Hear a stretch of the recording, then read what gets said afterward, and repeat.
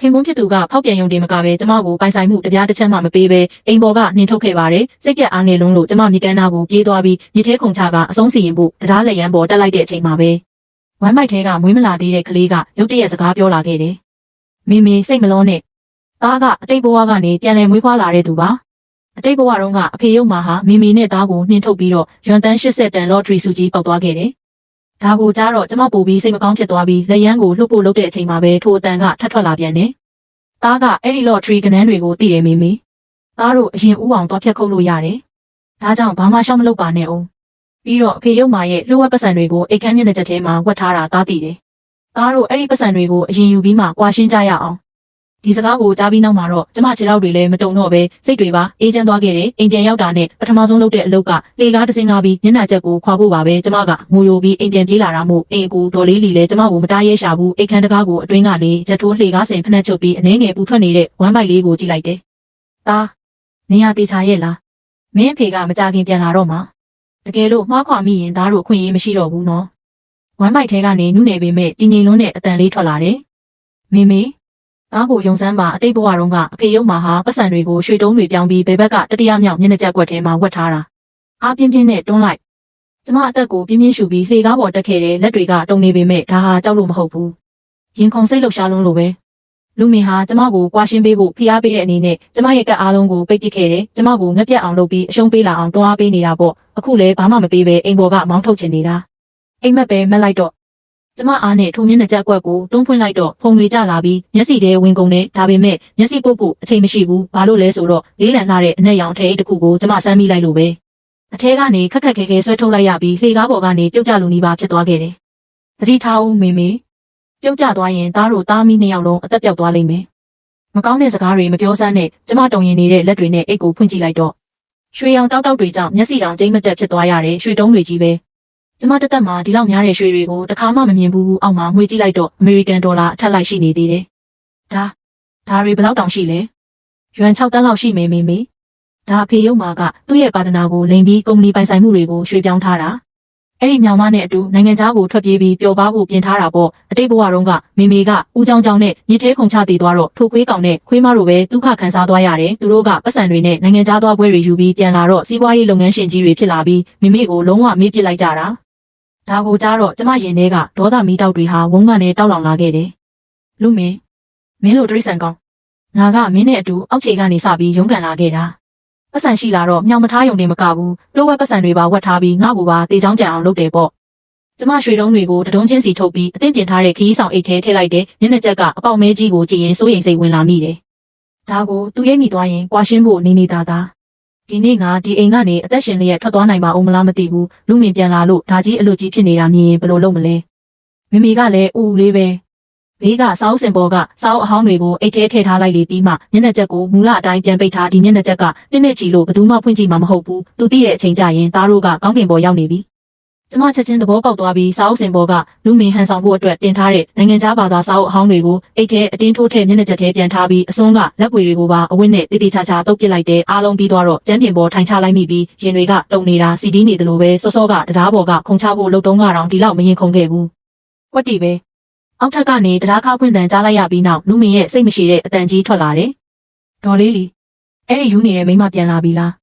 းကျမတကူလုံးတောင့်တင်းသွားတယ်မေမေမကြောက်နဲ့အခုမေမေကသားကောင်ပဲမျောလင်းချက်ကင်းမဲ့နေတဲ့ပုံစံမျိုးတရုပ်ဆောင်ပြလိုက်သူမေမေကိုအရှုံးပေးသွားပြီလို့ထင်အောင်လုပ်ကျမရွှေတွေထည့်ထားတဲ့ခရီးဆောင်အိတ်ကိုကတင်အောင်အနက်ဆုံးနေရာကိုကန်သွင်းလိုက်ပြီးသပင်တွေကိုအတင်းဖွတ်ပစ်ကကတင်ပေးမှထိုင်ပြီးမျက်ရည်တွေကိုအတင်းညှစ်ထုတ်လိုက်တဲ့လူမေတကားတွန်းဖွင့်ဝင်လာတဲ့အချိန်မှာမြင်လိုက်ရတာကတော့ကျမရဲ့မျောလင်းချက်မဲ့နေတဲ့ရုပ်ပြက်စင်းပြက်ပုံစံပါပဲသူ့မျက်လုံးထဲမှာယွန်ရှာမုန်းတီးမှုတွေဖြစ်ပြေးသွားပြီးကော်လန်စကိုဆွဲချရင်ပြောတယ်မတည်သေးဘူးပဲငါကမင်းကိုတတိရှိလာပြီးထင်နေတာမတည်ဘူးဆိုရင်လေဒီမှာလက်မှတ်ထိုးလိုက်တော့သူကကွာရှင်းစာချုပ်ကိုကျမမျက်နှာတဲတဲစီပြစ်ပေါက်လိုက်တယ်ကျမရင်ထဲကနာကြီးမှုတွေကတော့ညရိုင်းတွေလိုပဲထိမ့်မနိုင်သိမ့်မရကြီးထွားလာခဲ့ပြီမင်းဘာမှမယူပဲအိမ်ပေါ်ကဆင်းပေးမယ်ဆိုရင်ဝမ်းထဲကကလေးကိုဖြတ်ဖို့ငါပတ်စံစိုက်ထုတ်ပေးမယ်ဘာပဲဖြစ်ဖြစ်ကလေးတစ်ဖက်နဲ့ဆိုရင်မင်းနောက်အိမ်တောင်ပြုတ်ဖို့မလွယ်ဘူးလေ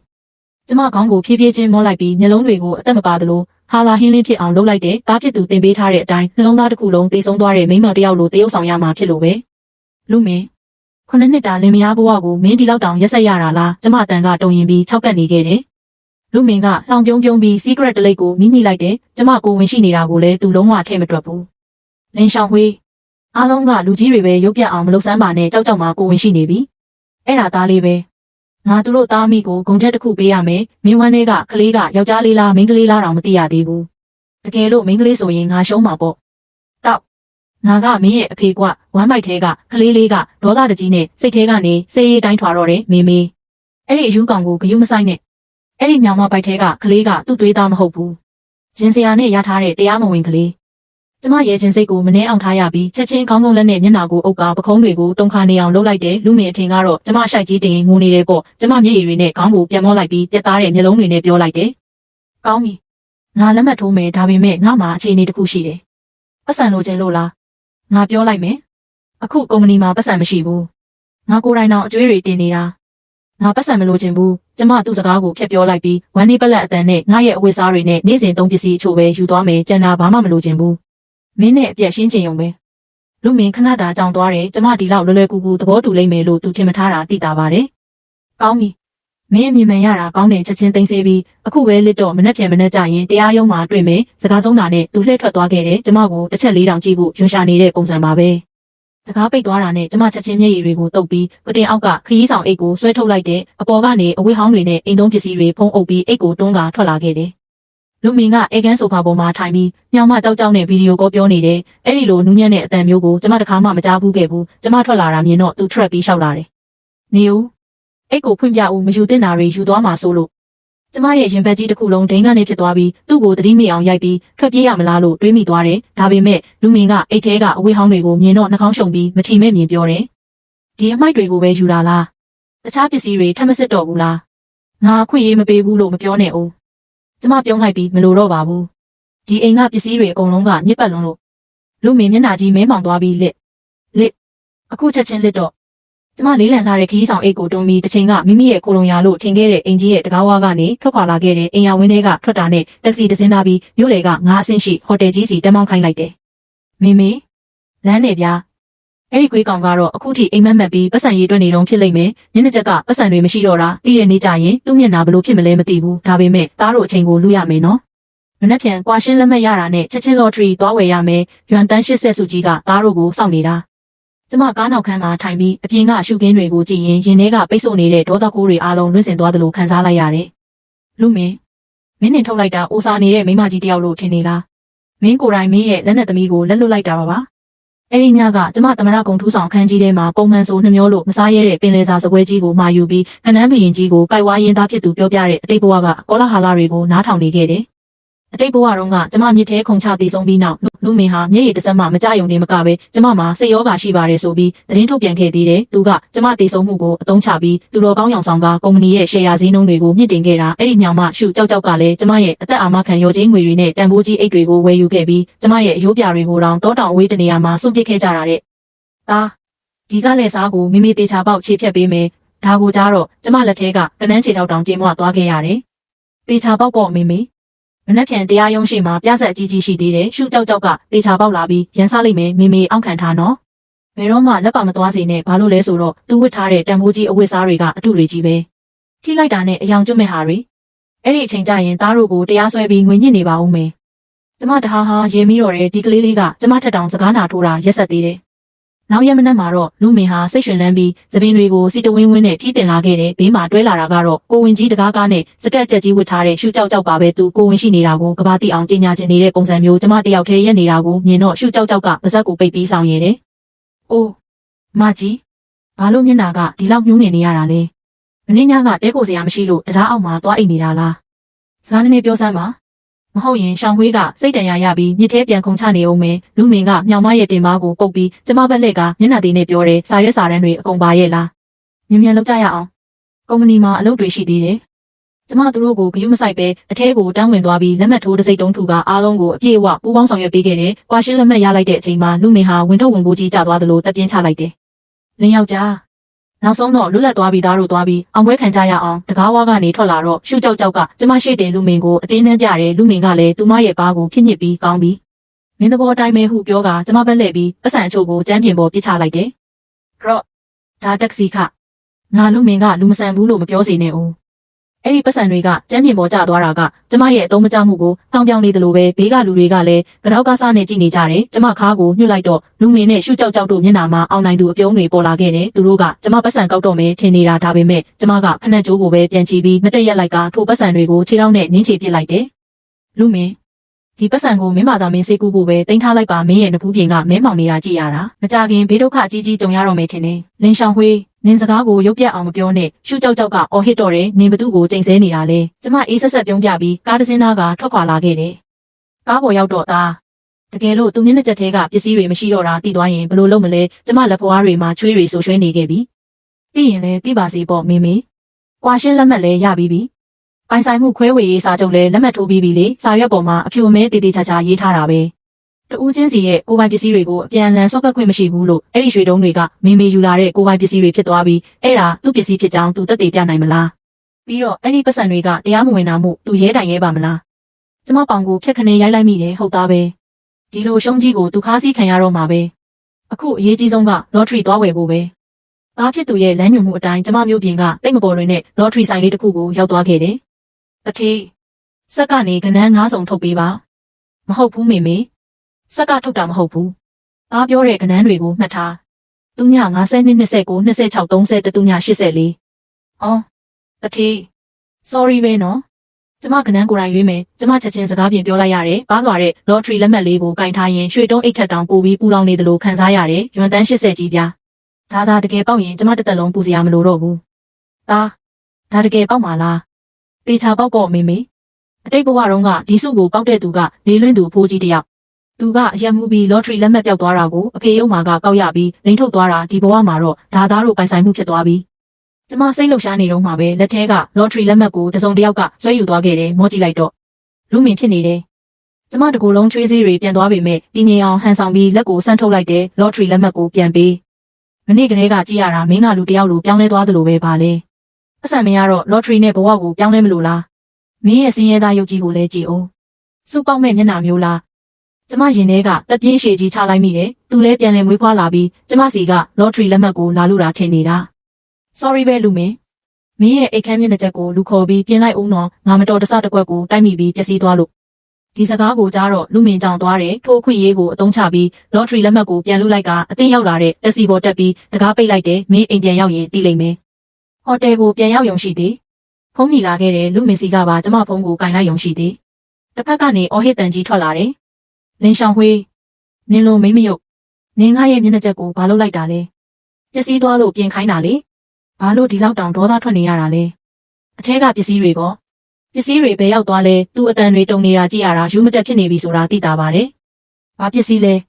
မင်းဟန်ဆောင်ဖို့တင်ထားတဲ့စာအုပ်အဟောင်းတွေကိုပြောတာလားနေရာပိတ်လို့ငါအကုန်လွှတ်ပစ်လိုက်ပြီးသားတို့ကွာရှင်းပြီးပြီပဲမင်းရဲ့အမိုက်တွေကိုငါမှတင်စီပေးဖို့တာဝန်မရှိဘူးပြောပြီးတာနဲ့ဖုန်းကိုချက်ချင်းချပြီး Plus သွင်းလိုက်တဲ့လူမင်းတယောက်ဘာမှမရှိတော့တဲ့မျက်နှာချက်ကိုကြည့်ပြီးပောက်ကွဲနေမဲ့ပုံစံကိုမြင်အောင်ရင် lottery ပေါက်တာထက်တောင်ပိုပြီးပြောမိသေးတယ်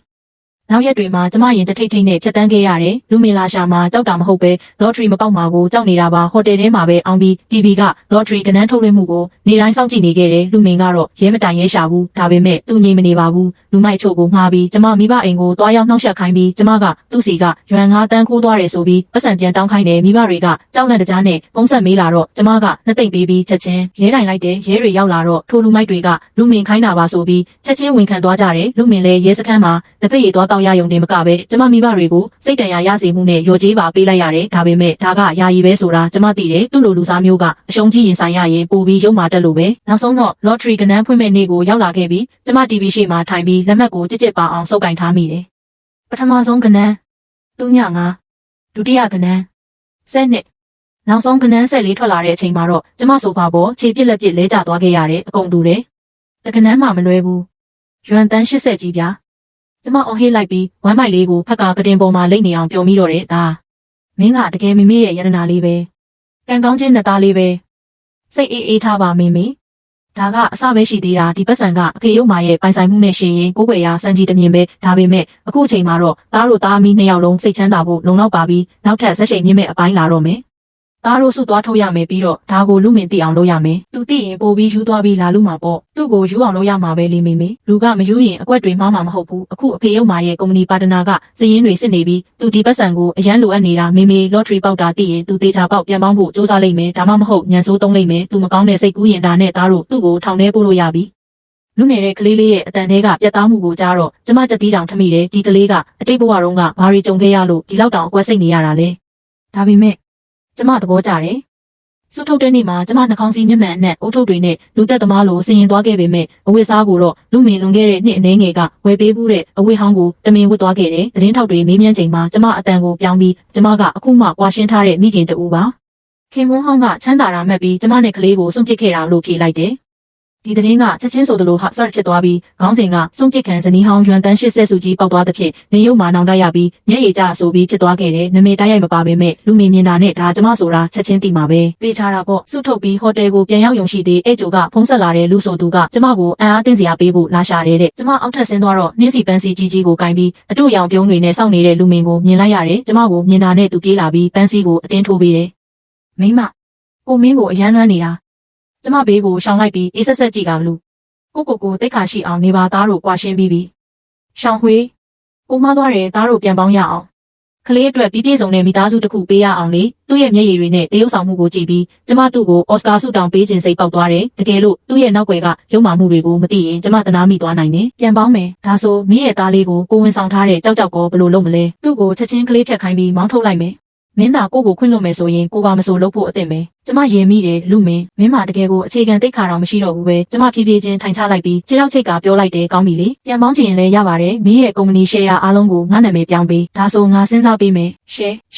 ဟာရှောင်းဝေးမလိုပါဘူးသားတို့ပြန်ပေါင်းရင်ကိုပစ္စည်းကမင်းပစ္စည်းပဲလေပြီးတော့အခုကုမ္ပဏီကအခြေအနေမကောင်းတော့ share တွေကတန်ဖိုးမရှိပါဘူးတန်ဖိုးမရှိရင်မင်းပါလို့ပြရာခတ်နေတာလေတန်ဖိုးမရှိရင်ငါသားအတွက်ကစားစရာအဖြစ်ပေးလိုက်လေပါလေနှမျောလို့လားကြည့်ရတာမင်းကရိုးရိုးသားသားပြန်ပေါင်းချင်တာမဟုတ်ဘူးပဲဒါဆိုလဲသွားတော့လူမင်းမျက်နှာကြီးချက်ချင်းမဲမောင်သွားပြီးကျမကိုလူတက်မဲ့မျိုးလုံးတွေနဲ့စိုက်ကြည့်တယ်လင်းရှောင်းဝေးနင်သိတ်လို့မလားနဲ့အဲ့ဒီရွမ်တန်း80ထဲမှာငါဝေစုတဝက်ပါတယ်သားတို့ကွာရှင်းပြီးရပိုင်းအတွင်းမှာပဲနင်စုပေါက်တာဒီ lottery ကအိမ်အောင်ရေးကာလအတွင်းမှာဝယ်ထားတာဖြစ်ရမယ်ဒါလင်မယားပူးရဲပိုင်ဆိုင်မှုပဲနောက်ဆုံးတော့မြေခွေးမီးပေါ်လာပြီပေါ့လူမင်းဥပဒေသိမ့်မသိသေးဘူးထင်တယ် lottery ကိုကွာရှင်းလက်မှတ်ရပြီးမှဝယ်ခဲ့တာမင်းကိုယ်တိုင်လည်းအဲ့ဒီနေရာမှာရှိနေတာပဲလေတကယ်လို့ပတ်စံခွဲခြင်းရင်ရဲစခန်းက CCTV ကိုသွားစစ်လိုက်နောက်ဘဝကျမှပတ်စံလာတောင်းလူမင်းစကားဆွန်သွားပြီးကျမရဲ့ပကုံးကိုအတင်းလာဆွဲဖို့လုပ်တယ်ပတ်စံကိုငါ့ကိုပေးအဲ့ဒါငါပတ်စံနင်ငါရဲ့ရွှေတုံးတွေကိုခိုးပြီး lottery ဝယ်ခဲ့တာမလားကျမကကြိုတင်ပြင်ဆင်ထားပြီးသားမှုဘေးကိုရှောင်လိုက်ပြီးစပွဲပေါ်ကစစ်လိပ်ပြာခွက်ကိုကောက်ကင်လိုက်တယ်မင်းငါကိုထိရဲရင်ထိကြည့်စမ်းဒီမှာ CCTV တွေအပြည့်ပဲမင်းကိုမနှက်ဖြန်သတင်းကောင်းကြီးပိုင်းမှာနေရာရအောင်လုပ်ပေးရမလားလူမင်းလှူရှာမှုရပ်တန့်သွားခဲ့တယ်အခုအချိန်မှာသူ့အကြောက်ဆုံးကကုမ္ပဏီရဲ့အကျွေးရှင်တွေသူ့ကိုလာရှာမှာပဲတကယ်လို့သူဒီမှာပြဿနာရှာနေတာသိရင်အကုန်ဝိုင်းလာကြလိမ့်မယ်သူ့သွားကိုကြိတ်ပြီးကျမနှာခေါင်းကိုလက်ညှိုးထိုးကလင်းရှောင်ဝေးနင်းရက်ဆက်တင်တော့မှတ်ထားလိုက်ဟုပြောကထွက်ပြေးသွားခဲ့တယ်မေမကြောက်နဲ့သူကအစွမ်းမရှိလို့အော်နေတာဒါပေမဲ့သားတို့နေရာပြောင်းရမယ်ဟုတ်တယ်ဒီလူနှစ်ယောက်လုံးကိုပေါ်စလို့မရဘူးသူမျက်နှာဖုံးကွာသွားပြီဆိုတော့နောက်ပိုင်းရုံမာတဲ့နီလန်းတွေတုံးလာနိုင်နေပြီးတော့ရှုကြောက်ကလည်းလွယ်တဲ့မိန်းမမဟုတ်ဘူးအဲ့ဒီညမှာပဲကျမဟိုတယ်ကနေထွက်ခွာပြီးလုံခြုံရေးအလွန်တင်းကျပ်တဲ့အထက်တန်းအိမ်ယာဝင်းတစ်ခုမှာအိမ်ငားလိုက်ကတမထွားကြိုက်နဲ့တက်တော်ဆောင်နှစ်ယောက်ကို24နာရီပတ်လုံးစောင့်ကြပ်ခိုင်းလိုက်တယ်နောက်ရက်တွေမှာလူမင်းကအွန်လိုင်းပေါ်မှာလူတွေငှားပြီးကျမကဖောက်ပြန်ပါတယ်ကလေးကသူ့ကလေးမဟုတ်ပါဘူးသူ့ရဲ့အသက်ကယ်ပတ်စံတွေကိုယူပြေးလို့ကုမ္ပဏီပျက်စီးသွားရပါတယ်ဆိုပြီးကောလာဟာလာတွေဖြန့်တော့တယ်အမှန်မသိတဲ့အင်တာနက်အသုံးပြုသူတွေကကျမကိုဝိုင်းဆဲကြတာပေါ့ကျမလက်တွေတုံနေအောင်ဒေါသထွက်မိတယ်မိမလောနဲ့ဦးကြည်စံလေးခဏပြန်ပါစေဦးသူမြင့်မြင့်ခုံလေးပြုတ်ကြရင်ကိုနာလေးပဲပတ်စံရှိရင်တရေကိုတောင်ကြိတ်ဆုံကြိတ်ခိုင်းလို့ရတယ်မေလူငါပြီးလူမင်းရဲ့နိုင်ငံခြားလောင်းကစားနဲ့ဝေခွာချမှုတက်တွေကိုရှာပြီးရဲစခန်းကိုပို့လိုက်ပြီးတော့ရှုကြောက်နဲ့ကျင်စရာတို့ဟိုတယ်တက်တဲ့ဗီဒီယိုကိုလည်းလူမင်းစီကိုအမည်မဖော်ပဲပို့လိုက်သားတို့ခွေးချင်းကြိုက်တာကိုပဲထိုင်ကြည့်ကြရအောင်သားမင်းရဲ့ရန်တိုက်ပေးတဲ့အကွက်ကတကယ်လန်းနေဗျာတေးချတာပေါ့နှစ်ရက်ပဲကြာတယ်အွန်လိုင်းပေါ်ကအခြေအနေတွေပြောင်းလဲသွားခဲ့တယ်လူမင်းကကျမကိုတိုက်ခိုက်ဖို့အချိန်မရှိတော့ဘူးဘာလို့လဲဆိုတော့ရှုကြောက်ကသူ့အိမ်ကိုလာဖြက်စီးလို့ပဲကြားရတဲ့လောက်တော့လူမင်းကထိုဗီဒီယိုကိုမြင်ပြီးရှုကြောက်ကိုရိုက်နှက်ကမောင်းထုတ်လိုက်တာတဲ့ရှုကြောက်ကလည်းအလျှော့မပေးပဲလူမင်းရဲ့ကုမ္ပဏီစည်ရင်းလိမ်မှုတွေအခွန်ရှောင်မှုတွေကို live လွှင့်ပြီးဖွင့်ချတော့တယ်သူတို့နှစ်ယောက် live ထဲမှာအပြန်အလှန်ဆဲဆိုနေကြတာဒရမာဇလန်တွဲထက်တောင်စိတ်ဝင်စားဖို့ကောင်းသေးတယ်အင်တာနက်လူတို့လည်းအမှန်တရားကိုသိသွားပြီးကျမကိုပြန်တောင်းပန်ကြကကျမကမှအမှန်တကယ်သနာစရာကောင်းတဲ့တားကောင်ပါဆိုပြီးပြောကြတော့တယ် ကျမ live video တွေကလူမင်းရဲ့ပိန်ချုံပြီးယူသွနေတဲ့မျက်နှာကိုကြည့်ရင်ရင်ထဲမှာဘာခံစားချက်မှမရှိတော့ဘူး။တစ်ချိန်ကကျမကိုကဘာကြီးတစ်ခုလုံးပေးပါမယ်ဆိုတဲ့ယောက်ျားဟာအခုတော့လူပြက်တစ်ယောက်လိုဖြစ်နေရရှာပြီ။အတိတ်ကိုအပြက်ရှင်းပြီးနောက်ဘဝတစ်ကိုကြိုးဆိုဖို့အတွက်ကျမကုံတိုက်ကိုသွားပြီးဈေးဝယ်ခဲ့တယ်။အခုကျမကတန်းကျွယ်တထေးမလေးဖြစ်နေပြီလေ။မိခင်နဲ့ကလေးပစ္စည်းအယောင်းဆိုင်မှာကလေးအဝတ်စားလေးတွေကိုရွေးချယ်နေတော့မှာပဲ။ရုတ်တရက်ကြောပြင်ကနေအေးစိတ်တုံလို့စရာခံစားချက်တစ်ခုဝင်လာခဲ့တယ်။ဒါမိမသားတွေရဲ့စထမအာယုံပဲ။ကျမချက်ချင်းလှည့်ကြည့်လိုက်တော့ဘေးမှာလူတွေသွားလာနေကြပြီးကိုဝင်ဆောင်မိခင်ချို့ပဲရှိနေတယ်။ဒါဘာဖြစ်လို့လဲမသိဘူး။မင်းမေရင်တွေအရန်တုံနေတယ်။ကျမစိတ်ထဲကနေသားလေးကိုလှမ်းခေါ်မိပေမဲ့ပြန်ကြားလိုက်ရတဲ့အတန်ကတုံလို့ခြောက်ချားနေခဲ့တယ်။မေတတိထားကျမလက်တွေတုံသွားပြီးကလေးအဝတ်စားလေးကျန်းပြင်ပေါ်ပြုတ်ကျသွားခဲ့တယ်။အစွမ်းကတက်တန်းကုန်သွားပြီလား။ထိုစဉ်မှာပဲအလုသမားယူနီဖောင်းဝတ်ထားတဲ့သူတဦးကအမှိုက်လဲကိုတွန်းပြီးကျမစီဂျုံကြကြနဲ့ပြေးဝင်လာခဲ့တယ်။တေးလိုက်တော့လင်းဆောင်ဝေးရှူကြောက်ဖြစ်နေတယ်။သူမရဲ့လက်ထဲမှာတောက်ပနေတဲ့ဓာတ်တစ်ချောင်းပါလာခဲ့ပြီးနေငါဘဝကိုဖျက်ဆီးခဲ့တာ။လူမင်းလိုအမိုက်ကောင်ကငါ့ကိုအလိုမရှိတော့ရင်လဲနင်တို့ကငါအေးအေးဆေးဆေးနေခွင့်မပေးဘူး။သူမကအော်ဟစ်ရင်ဓာတ်ဥကျွန်းနဲ့ကျမရဲ့ဝမ်းပိုက်စီကိုတန်းထိုးလိုက်တော့တယ်။အနာဂတ်ကိုကြုံမမြင်နိုင်တော့တဲ့အတွက်တေချင်းတရားရဲ့ကြောက်ရွံ့မှုကကျမကိုလွှမ်းမိုးသွားခဲ့တယ်။ကျမဗီဇအရလက်ထဲကတန်မိုးကြီးအိတ်နဲ့ဓာတ်ဥကိုကာကွယ်လိုက်တယ်။ထက်မြက်လာတဲ့ဓာတ်သွားကအိတ်ရဲ့သားရည်ကိုဖောက်ဝင်သွားပြီးအိတ်ကြားထဲမှာညက်သွားခဲ့တယ်။ဓာတ်ဥကကျမပိုက်နဲ့စင်တီမီတာအနည်းငယ်ပဲလိုတော့တာ။ရှူကြောက်ကတစ်ချက်တည်းနဲ့မသေးတာမြင်တော့ပိုပြီးယူသွတ်သွားပြီးဓာတ်ကိုအတင်းပြန်ဆွဲထုတ်ဖို့လုပ်တယ်။ကျမကလည်းအိတ်ကြိုးကိုကြစ်ပါအောင်စုပ်ကင်ထားမိတယ်။နောက်ဆုံးသူမကဓာတ်ရိုးကိုလွှတ်လိုက်ပြီးကျမမျက်နှာကိုကုတ်ဖဲ့ဖို့လက်သေးတွေနဲ့ပြေးဝင်လာပြန်တယ်။နင်လိုမိမအိုကြီးကဘာလို့ရွံတန်းပေါင်းများစွာကိုပိုင်ဆိုင်ရမှာလဲ။ငါကတော့လမ်းဘေးကွေးလိုနေရပြီးတော့နင်ကလေးမွေးဖို့မတန်ဘူး။နင်ပိုက်ကိုငါစုပ်ခဲပစ်မယ်။သူမရဲ့လက်သေးတွေကျမမျက်နှာကိုထိလူနီးပါအချိန်မှာပဲကြီးမားတဲ့လက်တစ်ဖက်ကရှူကြောက်ရဲ့ကော်လန်စာကိုနောက်ကနေဆွဲဖမ်းလိုက်တဲ့တက်တော်ဆောင်တွေရောက်လာတာပါ။သူတို့ကရှူကြောက်ကိုပခုံးကျော်လွှဲချပြီးစကျင်ကြောက်ကျန်းပြင်ပေါ်စောင့်ချပစ်လိုက်တဲ့ဘေးကလူတွေလည်းလမ်းဖြန့်ပြီးထွက်ပြေးကြတော့တယ်။ကျမကျန်းပြင်ပေါ်လဲကြပြီးအသက်ကိုပြင်းပြင်းရှူနေရကကြောပြင်တစ်ခုလုံးချွေးတွေနဲ့ဆူရွှဲသွားခဲ့ရတယ်။ရှူကြောက်ကတော့ကျန်းပြင်ပေါ်မှာရုန်းကန်ရင်ကျမကိုစိုက်ကြည့်ကအော်ဟစ်နေတော့မယ်။လင်းဆောင်ဝေးနင်သိဝမ်းမသာနဲ့ဦး။လူမင်းကငါထက်တောင်နင့်ကိုပုံမုန်းသေးတယ်။သူပြောပြီးသားနင်သေးသွားရင်ပတ်စံတွေအကုန်လုံးငါတို့ပိုင်တာတဲ့။သူနင့်ကိုစောင့်ကြည့်နေတယ်။သူအမြဲတမ်းစောင့်ကြည့်နေတာ။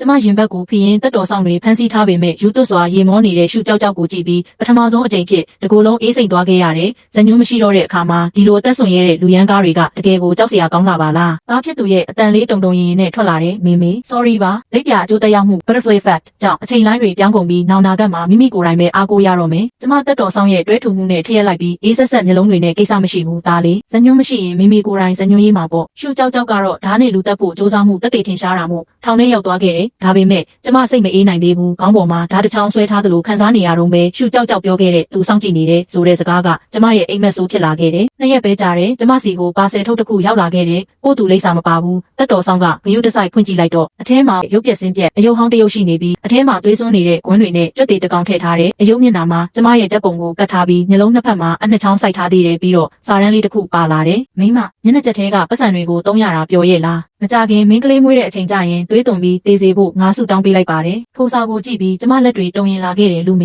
င်းလိုတရိတ်ဆန်ထက်ရုပ်မာတဲ့ကောင်သူကကျမကိုမွေးခန်းထဲမှာတေးဖို့ချိန်ဆနေတာပဲဝမ်းပိုက်ထဲကသားလေးကဒေါသတကြီးနဲ့ရုန်းကန်ရင်မေစိတ်မလှုပ်ရှားနဲ့အဲ့ဒီခွေးကောင်ကမေရဲ့စိတ်တက်ကိုချိုးနေဖို့လုပ်နေတာသူအတင်းအာရမလုပ်လို့မရမှန်းသိလို့ခြောက်လန့်နေတာသားတို့စိတ်မပြတ်ရဘူးလူမင်းကစိတ်တက်စစ်စင်ရေးလုပ်ချင်တာလားငါကအဆုံးထိရင်ဆိုင်ပေးမယ်ကျမစာရွက်ကိုအပိုင်းပိုင်းဆုပ်ခဲပစ်လိုက်တယ်နောက်ပိုင်းရက်တွေမှာကျမအလွန်တတိထားပြီးနေထိုင်ခဲ့တယ်ကားတွေပြောင်းစည်းရုံတင်မကပဲအစားအသောက်မြည်စမ်းပေးမဲ့သူကိုပါငှားရမ်းခဲ့ရတယ်ဒါပေမဲ့ဟိုးသူတိုင်ရင်ကာကွယ်လို့ရပေမဲ့အတွင်းလူရုံမှာကိုတော့ကာကွယ်ဖို့ခက်တယ်လေလူမင်းကဟန်ဆောင်တာအရန်တော်တာအတိတ်ဘဝတုန်းကကျမကိုနှစ်ပေါင်းများစွာလှည့်စားနိုင်ခဲ့တာလေဒီဘဝမှာရွံတန်းပေါင်းများစွာအတွက်သူ့ရဲ့တရုပ်ဆောင်မှုကပိုပြီးကောင်းမွန်လာမှသိကြတယ်မိဖွားမဲ့အပက်ရောက်လာတော့မိုးတွေတဲမဲရွာသွန်းနေခဲ့တယ်။တကောင်ရံအချိန်မှာကျမဝမ်းပိုက်အောက်ပိုင်းကပြင်းထန်စွာနာကျင်လာပြီးရေမွာရည်တွေခြေထောက်တစ်လျှောက်စီးကျလာခဲ့တယ်။သွေးစာအချို့လည်းပါလာတယ်။မွေးတော့မယ်။အခုချက်ချင်းဆေးရုံသွားကြရအောင်တက်တော်ဆောင်တဲ့အိမ်ကူတွေချက်ချင်းလှုပ်ရှားကြတော့တယ်။ဒါတကယ်လို့တခုခုခံစားရရင်မိမိကိုချက်ချင်းပြောနော်။ကားကမိုးသေးထဲမှာအရှိန်ပြင်းမောင်းနေပြီးကျမရင်တွေအရန်တုန်နေခဲ့တယ်ဒီလပိုင်းအတွင်းကလေးလေးကငြိမ်သက်နေပြီးအားရင်တွေစူဆောင်းနေတယ်လို့ပဲအခုအချိန်မှာတော့သူ့အတန်လေးကအားနေပေမဲ့ပြတ်သားနေခဲ့တယ်မေဒီဆေးရုံရဲ့အငွေသက်ကမမှန်ဘူးတတိထားပါသားမျက်စိနဲ့မမြင်ရပေမဲ့မေကိုဒုက္ခပေးမဲ့အဖေရုံမာရဲ့အနံ့သက်ဆိုးကိုသားခံစားနေရတယ်ကျမကိုငွေခမ်းနဲ့တွန်းပိုးလိုက်ပြီးနာကျင်မှုကြောင့်တတိလက်လူနီးပါဖြစ်ကမျက်စိတွေပါဝေဝါးနေခဲ့တယ်လင်ဒီသားအိမ်က3စင်တီမီတာပွင့်ပြီးထုံဆေးပေးဖို့ပြင်မဲ့နှာခေါင်းစည်းတက်ထားတဲ့အမျိုးသားထုံဆေးဆရာဝန်တဦးဝင်လာခဲ့တယ်သူကျမကိုစိုက်ကြည့်လိုက်တဲ့အချိန်မှာ9နှစ်တုန်းကအမြဲမြင်ဖူးနေတဲ့ထိုမျက်လုံးတွေကိုကျမမှတ်မိသွားခဲ့တယ်လူမင်းဒီတရိတ်ဆန်ကောင်ကတကယ်ကိုဆေးရုံထဲအထိအယောင်ဆောင်ဝင်လာခဲ့တာပဲ သူ့လက်ထဲကပလင်းထဲကအရေးကြီးတွေဟာထုံစည်းမဟုတ်တာသိကြတယ်။ကျမတို့သားမီးနှစ်ယောက်လုံးကိုတေးစီမဲ့အစိတ်ပဲ။ထိုအက်ကကျမရဲ့ကြောရိုးတွေကိုဝန်ခံပြီးစက္ကန့်ပိုင်းလိုမှာပဲ။ကျမအားရှိသမျှခွန်အားလုံးကိုအသုံးချပြီးသူ့ရဲ့စည်းခုံခွာကြားတက်တဲ့ကိုအားပြင်းပြင်းနဲ့ကန်ထည့်လိုက်တော့တယ်။လူမင်းဟာနာကျင်လို့တေလူမတက်ဖြစ်နေတဲ့မိခွားကနီးမိခင်တဦးစီကနေဒီလောက်ပြင်းထန်တဲ့အာကန်ချက်ထွက်လာလိမ့်မယ်လို့ထင်မထားတာမို့ထိုကန်ချက်ကိုတဲ့ကြီးခံလိုက်ရပြီးမျက်နှာကြီးပြနှမ်းသွားကအပလင်းကြီးလွင့်စင်သွားပြီးနေရန်နဲ့ဆောင်ကကြေမွသွားခဲ့ရတဲ့အထဲကအရည်တွေကျန်းပြင်ပေါ်ကျသွားတော့ဓာတုဗေဒအစိတ်တွေလိုပဲအငွေ့တွေထွက်လာခဲ့တယ်။အာကဲကြပါဦးကျမအော်ဟစ်ရင်မွေးကုတင်ပေါ်ကနေလိမ့်ဆင်းပြီးဝမ်းပိုက်ကိုဖက်ကထောင်းတနေရာကိုပြေးကပ်လိုက်တယ်။လူမင်းကတော့ဒူးထောက်ပြီးခွာကြားကိုကိုင်ကာနာကျင်စွာညှိတွားနေပေမဲ့သူ့မျက်လုံးထဲကလူတက်ချင်တဲ့စိတ်ရိုင်းတွေကပိုပြင်းထန်လာခဲ့တယ်။သူနှာခေါင်းစည်းကိုအတင်းဆွဲချလိုက်တော့ရက်ဆက်ရုပ်မာတဲ့မျက်နှာကြီးပေါ်လာခဲ့တယ်။သူကခွဲစိတ်သားကိုကောက်ကင်ပြီးကျမစီကိုဒေါသတကြီးနဲ့ပြေးဝင်လာပြန်တယ်။ဒါဦးကကျမနဲ့တမီတာအလိုရောက်တဲ့အချိန်မှာပဲငွေခန္ဓာကြီးဝုန်းကနေပွင့်သွားပြီးအပြင်ကစောင့်နေတဲ့တက်တော်ဆောင်တွေဝင်လာကလူမင်းရဲ့မျက်နှာတဲ့ကိုကန်ချလိုက်တော့တယ်လူမင်းလွင့်စင်သွားပြီးစေးပစ္စည်းဗီဒီယိုနဲ့စောင့်ကဖန်ခွဲစာတွေကျန်းပြင်ပေါ်ပြန်ကျဲသွားခဲ့ရတယ်ဒါပေမဲ့သူသတိမလစ်သေးပဲမျက်နှာတစ်ခုလုံးသွေးတွေနဲ့ကျန်းပြင်ပေါ်မှာရှောက်သွားရင်ဓာတ်ကိုကြစ်ပါအောင်စုပ်ကင်ကပတ်စံအဲ့ဒါငါပတ်စံငါရှုံးမပေးနိုင်ဘူးလို့အော်ဟစ်နေတော့ပဲလူမင်းကိုဖမ်းဆီးခေါ်ဆောင်သွားတဲ့အော်တန်ကြီးကစင်ကြံတစ်ခုလုံးဟိမ့်ထွက်သွားပြီးရဲတွေလည်းချက်ချင်းရောက်လာခဲ့တယ်လူမင်းရဲ့ဘဝကတော့ဒီတစ်ခါတကယ်ပြီးဆုံးသွားခဲ့ပြီးသူထောင်ထဲမှာယူသွတ်သွားပြီးနေတိုင်းနေရန်ကိုခေါင်းနဲ့ဆောင်ကတရေတွေငါအသက်ကိုလာတောင်းနေတယ်လို့အော်နေတတ်တယ်တဲ့ကျမကတော့တန်းကျွယ်တထေးမလေးအဖြစ်သားလေးနဲ့ဘဝတစ်ကိုပျော်ရွှင်စွာစတင်နိုင်ခဲ့ပြီခလေးအသက်တလပြည့်မွေးနေ့မှာကျမငါအဆင့်ရှိဟိုတယ်ကြီးတစ်ခုလုံးရဲ့ခန်းမဆောင်ကိုစုပြုံငှားရမ်းခဲ့တယ်ဒါဟာသားလေးရဲ့တလပြည့်ကိုအောင်ပွဲခံရုံနဲ့မကပဲကျမတို့သားမိရဲ့ဘဝတစ်ကိုကဘာတိကျညာလိုက်တာလည်းဖြစ်တယ်ကျမကတန်ဖိုးကြီးကာဝင်ကိုဝစ်ဆင်ထားပြီးဝင်းပနေခဲ့တယ်လို့ရင်ခွင်ထဲကသားလေးကလည်းစမတ်ကြတဲ့ဝစ်စုံလေးနဲ့ပူပေါင်းလေးတွေမှုန့်နေခဲ့တယ်ဘေးကကုန်းတရေရှိဧည့်သည်တွေကလည်းဝိုင်းဝန်းချီးကျူးနေကြတာပေါ့လွန်ခဲ့တဲ့လနေငယ်တုန်းကတရားပေါ်မှာခုံချဖို့လုပ်နေတဲ့မျောလင်းချက်မဲ့မိမကြီးဟာအခုလိုဖြစ်လာလိမ့်မယ်လို့ဘယ်သူထင်ထားမလဲကျမရဲချင်းစိတ်ကိုအောင့်ထားပြီးတားဖြစ်သူရဲ့လမ်းညွှန်မှုအတိုင်းပွဲလည်မှာကျွမ်းကျင်စွာလှုပ်ရှားခဲ့တယ်ပွဲကြီးပြီးဆုံးလို့အိမ်ပြန်ရောက်တော့တားလေးကိုလက်ဆောင်ပစ္စည်းတွေပြည့်နေနေတဲ့ကတင်ကြီးပေါ်မှာတိတ်ထားလိုက်တဲ့သတင်းပေါက်အပြင်ဘက်မှာတော့မြို့ပြရဲ့လှပတဲ့မီးအောင်စုံတွေရှိနေပြီးအခန်းထဲမှာတော့နှွေးထွေးတဲ့မီးအောင်လေးရှိနေခဲ့တယ်ကျမသားလေးကိုကြည့်ပြီးသားတို့နောက်ပိုင်းဒီလိုပဲအမြဲတမ်းပျော်ရွှင်သွားရမှာလားတေချာပေါက်ပေါ့မေမေအရင်တုန်းကသားကအတိတ်ဘဝအစွမ်းကိုတုံးခဲ့ပေမဲ့အခုကစပြီးသားရဲ့အစွမ်းမှန်နဲ့မိမိကိုဘဝမြင့်အောင်လုပ်ပေးတော့မှာပြီးတော့သားတို့ကိုဒုက္ခပေးခြင်းတဲ့သူတွေအကုန်လုံးကအတိတ်မှာကြံခဲ့ပြီးနောင်နာကလန်ခီးကဝေဝါးနေအောင်မယ်ဆိုရင်တောင်သားတို့သားမီးနှစ်ယောက်တူတူရှိနေရင်လင်းထိန်နေမှာပဲကျမပြုံးလိုက်ပြီးသူ့ရဲ့နဖူးလေးကိုဖွားဖွားလေးနမ်းလိုက်တယ်ကျေးဇူးတင်ပါတယ်သားလေးပြီးတော့အားငယ်နေတဲ့အချိန်မှာရုန်းကန်ရဲခဲ့တဲ့မိမိကိုယ်ကိုလည်းကျေးဇူးတင်ပါတယ်ဒီနေ့ကစပြီးလင်းဆောင်ဝေးရဲ့ဘဝအပိတန်ထဲမှာအရှုံးပေးခြင်းဆိုတဲ့စကားလုံးလုံးဝမရှိတော့ဘဲအောင်မြင်ကြော်ကြားခြင်းဆိုတာပဲရှိတော့မှာဖြစ်ပါတယ်